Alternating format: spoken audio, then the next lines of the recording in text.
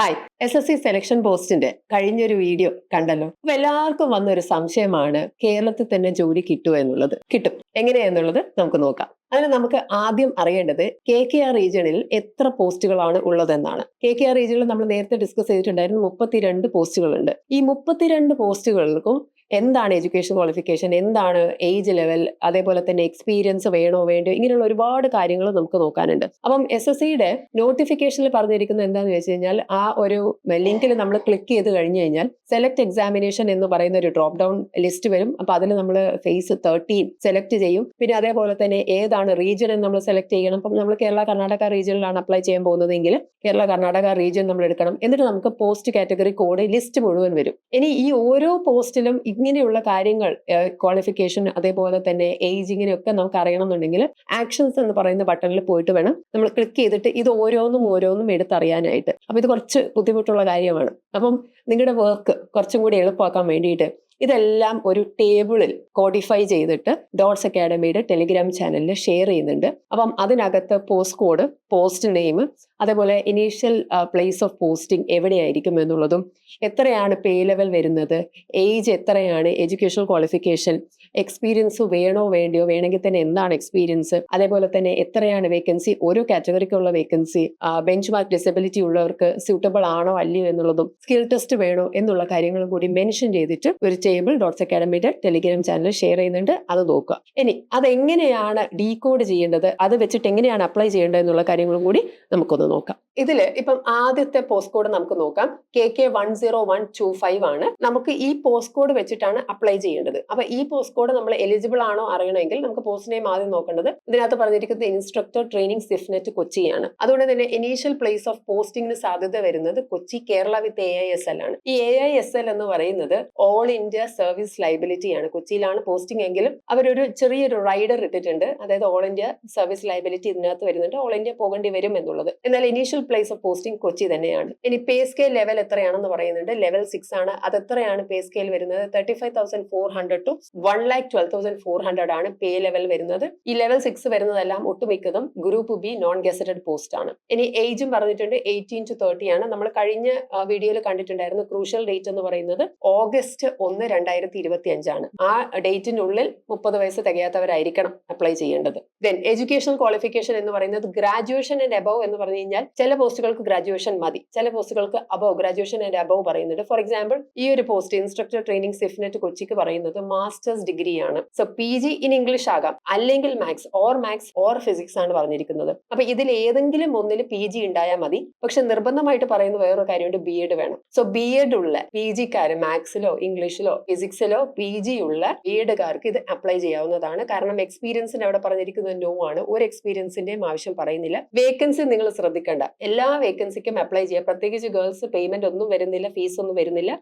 Apply ചെയ്തിട്ടേക്കുക. കാരണം ഇങ്ങനെ ഒരു ക്വാളിഫിക്കേഷൻ ഉള്ളവരും ഈ എക്സാമിനെ കുറിച്ച് അറിയുന്നവരും വളരെ ചുരുക്കമായിരിക്കും. അതുകൊണ്ട് അപ്ലൈ ചെയ്തിട്ടേക്കാം. Suitable for PWD, that is bench work ഡിസബിലിറ്റിക്ക് ഉള്ളവർക്ക് സൂട്ടബിൾ അല്ല, നോട്ട് സ്യൂട്ടബിൾ എന്ന് പറയുന്നുണ്ട്. സ്കിൽ ടെസ്റ്റും ഒന്നും തന്നെ ഇല്ല. ഇനി രണ്ടാമത്തത് ഈ റെഡ് കളർ ഫോണ്ടിൽ ഇട്ടിരിക്കുന്നതെന്ന് പറഞ്ഞു കഴിഞ്ഞാൽ അവിടെ എക്സ്പീരിയൻസ് ആവശ്യമാണ് എന്നുള്ളതാണ് ഈ ഒരു ടേബിളിൽ നമുക്ക് മനസ്സിലാക്കാൻ പറ്റുന്നത്. ഇതിന്റെ പോസ്റ്റ് കോഡ് എത്രയാണ്? KK10225. അപ്പൊ നിങ്ങൾക്ക് പറ്റുന്ന പോസ്റ്റുകളാണെങ്കിൽ അതിന്റെ പോസ്റ്റ് കോഡ് എഴുതി വെക്കുക. അങ്ങനെയാണെങ്കിൽ നമുക്ക് അപ്ലൈ ചെയ്യാൻ വളരെ എളുപ്പമാണ്. അപ്പൊ 10225 പോസ്റ്റ് കോഡ് ആണെങ്കിൽ അതിന്റെ പോസ്റ്റ് നെയിം ലാബ് അസിസ്റ്റന്റ് ആണ്. അപ്പൊ ഇതിനകത്ത് ഈ റെഡ് കളറിൽ നമ്മൾ മാർക്ക് ചെയ്ത് കഴിഞ്ഞാൽ അതിനർത്ഥം എന്താണ്? 2 years എക്സ്പീരിയൻസ് അതിൽ ആവശ്യമാണെന്ന് അവർ പറയുന്നുണ്ട്. അപ്പൊ ഇനീഷ്യൽ പ്ലേസ് ഓഫ് പോസ്റ്റിംഗ് എന്ന് പറയുന്നത് കർണാടകയാണ്. ഓൾ ഇന്ത്യ സർവീസ് ലയബിലിറ്റി പറയുന്നുണ്ട്. ഇനി ലെവൽ നോക്കിക്കഴിഞ്ഞാൽ ഗ്രൂപ്പ് C ആണ്, ലെവൽ 2 ആണ്. 19,900 to 63,200 ആണ് പേ സ്കെയിൽ വരുന്നത്. ഏജ് 27 വയസ്സ് വരെ മാത്രമേ പറ്റുള്ളൂ. ഓക്കെ, ഇതില് നിയമാനുസൃതമായ റിലാക്സേഷൻ മറ്റ് കാറ്റഗറീസിനുള്ളവർക്ക്, UR അല്ലാത്ത കാറ്റഗറീസിന് എല്ലാവർക്കും ബാധകമാണ്. എഡ്യൂക്കേഷൻ ക്വാളിഫിക്കേഷൻ +2 ആണ്. പക്ഷെ സയൻസ് സബ്ജക്ട് എടുത്തിരിക്കണം. എക്സ്പീരിയൻസ് 2 years എക്സ്പീരിയൻസ് ഉണ്ട് ലാബ് വർക്കിൽ. അപ്പൊ ലാബ് വർക്കിൽ 2 years എക്സ്പീരിയൻസ് ഉള്ളവർ ശ്രദ്ധിക്കുക, ഇത് അപ്ലൈ ചെയ്തിരിക്കണം. കാരണം എക്സ്പീരിയൻസ് ഉള്ളവർ കുറവായിരിക്കും. അപ്പൊ അതുകൊണ്ട് തീർച്ചയായിട്ടും അപ്ലൈ ചെയ്യണം. വേക്കൻസി നോക്കണ്ട. ഓക്കെ, പിന്നെ സൂട്ടബിലിറ്റി ഫോർ PWD നോ എന്നുള്ളതാണ്. ഇനി നമുക്ക് മൂന്നാമത്തെ പോസ്റ്റ് നോക്കാം. മൂന്നാമത്തെ പോസ്റ്റ് എന്താണ്? KK10325 ആണ്.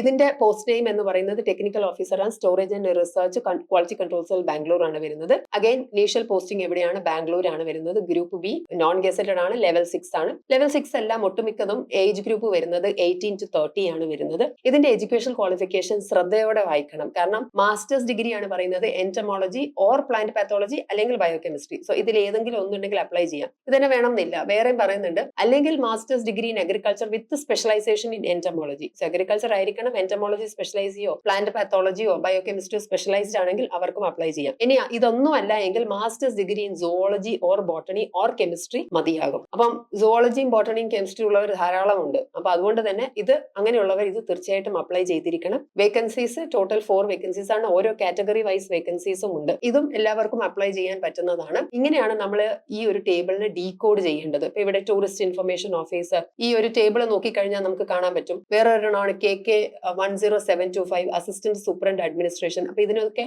5 years എക്സ്പീരിയൻസ് പറയുന്നുണ്ട്. ഇത് രണ്ടും പറയുന്നത്, അതായത് സ്കിൽ ടെസ്റ്റ് ആവശ്യമുള്ള ചില പോസ്റ്റുകളുണ്ട്. സ്റ്റെനോഗ്രാഫർ ഗ്രേഡ് 2 സ്കിൽ ടെസ്റ്റ് പറയുന്നുണ്ട്. അപ്പം സ്റ്റെനോഗ്രാഫി പഠിച്ചിട്ടുണ്ടെങ്കിൽ മാത്രമേ അത് അപ്ലൈ ചെയ്യുള്ളൂ. അല്ല എങ്കിൽ ഇത് അപ്ലൈ ചെയ്യുന്നത് കൊണ്ട് പ്രയോജനമില്ല, കാരണം സ്കിൽ ടെസ്റ്റ് നമുക്കുണ്ട്. ഇനി KK റീജിയനിൽ ഏറ്റവും കൂടുതൽ വേക്കൻസി വന്നിരിക്കുന്നത് അപ്പർ ഡിവിഷൻ ക്ലർക്കിനാണ്. അപ്പർ ഡിവിഷൻ ക്ലർക്കിന് എക്സ്പീരിയൻസ് ഒന്നും പറയുന്നില്ല, അതേസമയം സ്കിൽ ടെസ്റ്റ് പറയുന്നുണ്ട്. ബ്ലൂ കളറിലാണ് ഫോണ്ട് കൊടുത്തതെങ്കിൽ അത് സ്കിൽ ടെസ്റ്റ് ആണ് പറയുന്നത്. ഇതിനകത്ത് ഈ അപ്പർ ഡിവിഷൻ ക്ലർക്കിൽ 2 UDC ആണ് വരുന്നത്. UDC ഹിന്ദിയും വരുന്നുണ്ട്, അതേപോലെ തന്നെ UDC ഇംഗ്ലീഷും വരുന്നുണ്ട്. അതായത് ഇംഗ്ലീഷിൽ ടൈപ്പ് ചെയ്യാൻ അറിഞ്ഞിരിക്കണം, വേറെ ഗ്രൂപ്പ് ഓഫ് ആൾക്കാർ ഹിന്ദി ടൈപ്പും കൂടി വേണം. അപ്പം ഇതിന്റെ ഇനീഷ്യൽ പോസ്റ്റിംഗ് വരുന്നത് കേരള ആൻഡ് കർണാടകയാണ്. ലെവൽ 4 ആണ് വരുന്നത്. ബേസിക് എഡ്യൂക്കേഷൻ ക്വാളിഫിക്കേഷൻ ഡിഗ്രി ആണ് പറയുന്നത്. 25 വയസ്സ് വരെയാണ് അപ്ലൈ ചെയ്യാൻ പറ്റുന്നത്. ഏറ്റവും കൂടുതൽ വേക്കൻസീസ്, ടോട്ടൽ വേക്കൻസീസ് 41 വേക്കൻസീസ് ആണ്. ESM എന്ന് പറയുന്നത് എക്സ് സർവീസ്മെന്റെ വേക്കൻസീസ് ആണ്. 4 വേക്കൻസീസ് എക്സ് സർവീസ്മെനും ഉണ്ട്. അതേപോലെ തന്നെ ബെഞ്ച് മാർക്ക് ഡിസബിലിറ്റി ഉള്ളവർക്കും അപ്ലൈ ചെയ്യാം. 2 വേക്കൻസീസ് അവിടെ ഉണ്ട്. ഇനി ടൈപ്പ് റൈറ്റിംഗിന്റെ ശ്രദ്ധിക്കുക. ഇതിനകത്ത് പറഞ്ഞിരിക്കുന്നത് 35 വേർഡ്സ് പെർ മിനിറ്റ് ആണ് ഇംഗ്ലീഷിൽ. ഹിന്ദി ആണെങ്കിൽ 30 വേർഡ്സ് പെർ മിനിറ്റ് ആണ്. അപ്പൊ നിങ്ങൾ ഇംഗ്ലീഷ് ആണ് ടൈപ്പ് ചെയ്യാൻ ഉദ്ദേശിക്കുന്നതെങ്കിൽ ഒരു 35 വേർഡ്സ് പെർ മിനിറ്റ് സ്പീഡെങ്കിലും അക്വയർ ചെയ്തിരിക്കണം. ഇനി ഹിന്ദി ടൈപ്പിംഗ് ഉള്ളവരാണെങ്കിൽ 30 വേർഡ്സ് പെർ മിനിറ്റ് എങ്കിലും സ്പീഡ് അക്വയർ ചെയ്തിരിക്കണം. അല്ലെങ്കിൽ അത് ക്ലിയർ, അങ്ങനെയാണെങ്കിൽ മാത്രമേ നമുക്ക് ഈ എക്സാം ക്ലിയർ ചെയ്യാൻ പറ്റുള്ളൂ. ഇനി സ്കിൽ ടെസ്റ്റും അതേപോലെ തന്നെ എക്സ്പീരിയൻസും ആവശ്യമുള്ള ഒരേ ഒരു പോസ്റ്റ് KK റീജിയനിൽ വരുന്നുള്ളൂ. അത് ഒരു ഡ്രൈവറിന്റെ പോസ്റ്റ് ആണ് വരുന്നത്. Driver cum mechanical general central സർവീസസിൽ ഇതിനകത്ത് സ്കിൽ ടെസ്റ്റും അവർ പറയുന്നുണ്ട്, അതേപോലെ തന്നെ എക്സ്പീരിയൻസും പറയുന്നുണ്ട്. 3 years experience in driving diesel and petrol vehicles പറയുന്നുണ്ട്. പക്ഷെ ഇതിന്റെ പോസ്റ്റിംഗ് റീജിയൻ വരുന്നത് KKR ആണെങ്കിലും ഇതിന്റെ പോസ്റ്റിംഗ് വരുന്നത് ബിക്കാനീർ ആണ്, രാജസ്ഥാനിലാണ് വരുന്നത്. ലെവൽ 3 പോസ്റ്റ് ആണ്. അപ്പൊ ഇങ്ങനെ വേണം ഇത് ഡീകോഡ് ചെയ്യാനായിട്ട്. ശ്രദ്ധിക്കുക, റെഡ് കളർ ഫോണ്ടിൽ ഇട്ടിരിക്കുന്നതെല്ലാം തന്നെ എക്സ്പീരിയൻസ് ആവശ്യമുള്ള പോസ്റ്റുകളാണ്. ബ്ലൂ കളർ ആണെങ്കിൽ അതിലെല്ലാം തന്നെ സ്കിൽ ടെസ്റ്റ് വേണ്ടുന്നതാണ്. അപ്പം ഇത് വളരെ ശ്രദ്ധയോടെ വായിച്ചതിന് ശേഷം വേണം അപ്ലൈ ചെയ്യാനായിട്ട്. ഇനി അക്രോസ് റീജിയൻസ് അപ്ലൈ ചെയ്യുന്ന ആൾക്കാരാണെങ്കിൽ അക്രോസ് റീജിയൻസ് അപ്ലൈ ചെയ്യാം. അപ്പൊ നമുക്ക് കൂടുതൽ സാധ്യതയാണ് ജോലി കിട്ടാനായിട്ട്. ഇപ്പൊ മറ്റു സ്ഥലങ്ങളിലൊക്കെ പോയിട്ട് ജോലി എടുക്കാൻ താല്പര്യമുള്ള ഒരാളാണ്, ഒരു ജോലി കിട്ടിയാൽ മതി എന്ന് മാത്രം വിചാരിക്കുന്ന ഒരാളാണെങ്കിൽ ഇതേ രീതിയിൽ വേണം സദേൺ റീജിയണോ അല്ലെങ്കിൽ ഈസ്റ്റേൺ റീജിയണോ അങ്ങനെയുള്ള പോസ്റ്റുകൾ, ആ റീജിയണിലെല്ലാം പോയിട്ട് പോസ്റ്റുകൾ നോക്കാനായിട്ട്. അപ്പൊ നമ്മൾ നേരത്തെ അപ്ലൈ ചെയ്യുന്നതിന് മുമ്പായിട്ട് നമുക്ക് അനുയോജ്യമായ സ്യൂട്ടബിൾ ആയിട്ടുള്ള പോസ്റ്റുകൾ ഏതാണോ ഉള്ളത് അതിന്റെ കോഡ്, ആ പോസ്റ്റ് കോഡ് ഒന്ന് എഴുതി വെക്കുക. അങ്ങനെയാണെങ്കിൽ നമുക്ക് എളുപ്പമാണ് അപ്ലൈ ചെയ്യാനായിട്ട്.